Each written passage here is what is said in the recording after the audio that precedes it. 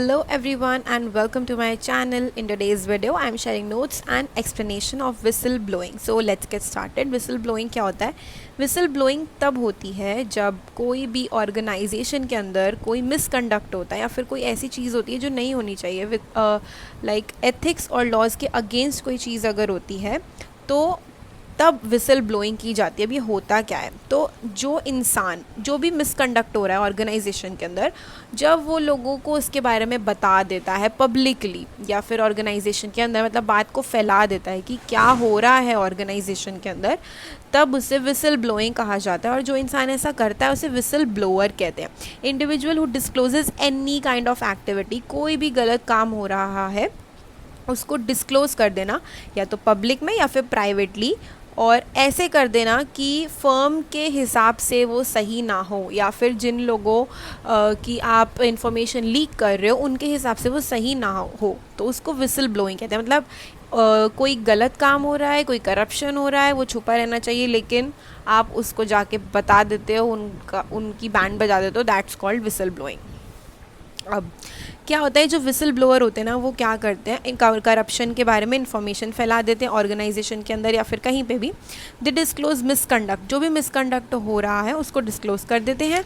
बहुत सारे एम्प्लॉयज़ जो होते हैं ना, उनको पता होता है कि क्या क्या मिसकंडक्ट हो रहा है, लेकिन वो चुप रहते हैं ताकि उनकी जॉब ना चली जाए। विसल ब्लोअर्स होते हैं, उनको एक डेथ रिस्क रहता है, क्योंकि वो ऑफकोर्स किसी की बात जो छुपी रहनी चाहिए वो जाके बता देते हैं, तो उन पे एक लाइक खतरा मंडरा रहा होता है, तो इसलिए कुछ लॉज बनाए गए उनको प्रोटेक्ट करने के लिए।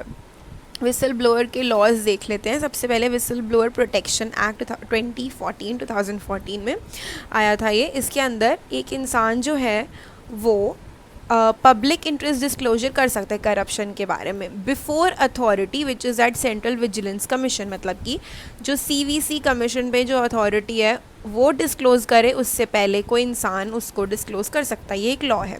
Government can appoint any third party to receive complaints. Government क्या करती है, कोई भी कंप्लेंट्स आ रही है मान लो करप्शन की, तो वो एक थर्ड पार्टी को अपॉइंट कर लेते हैं उन कंप्लेंट्स को रिसीव करने के लिए। एंड पनिशमेंट है, अगर कोई फॉल्स कंप्लेंट करता है तो 2 साल की पनिशमेंट है और फाइन है 30,000 का।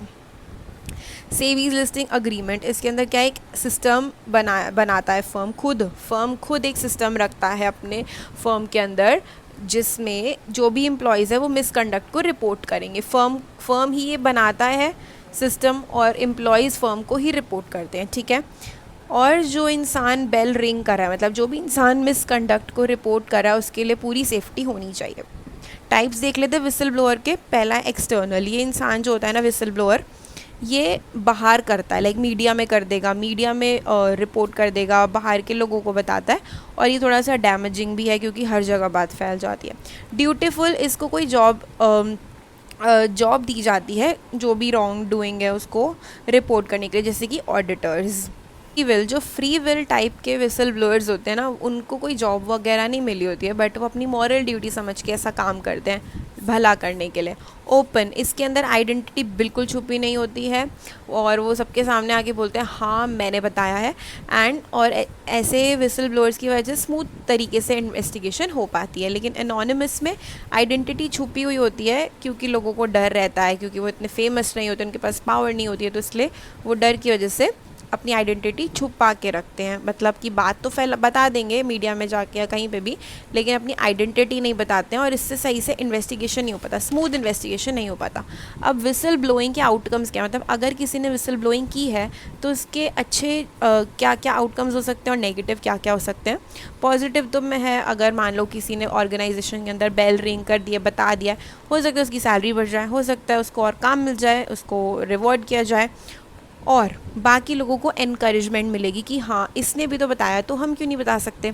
तो ये तो पॉजिटिव आउटकम है। नेगेटिव के अंदर उसको फोर्स किया जा सकता है कि कंपनी छोड़ के चला जाए, ठीक है। रिमोट एरियाज़ कहीं दूसरी जगह पे उसका ट्रांसफ़र किया जा सकता है। उसके साथ हो सकता है लोग स्टिफ रिलेशंस बना के रखें उसको। हो सकता है जिस पार्टी के बारे में उसने बात बताई है, डिस्क्लोज़ किया, हो सकता है उस पार्टी के थ्रू उसको बहुत ज़्यादा अब्यूज़ सहना पड़े, एंगर, कोई थ्रेट्स भी आ सकते हैं, धमकियाँ आ सकती हैं, कुछ भी हो सकता है।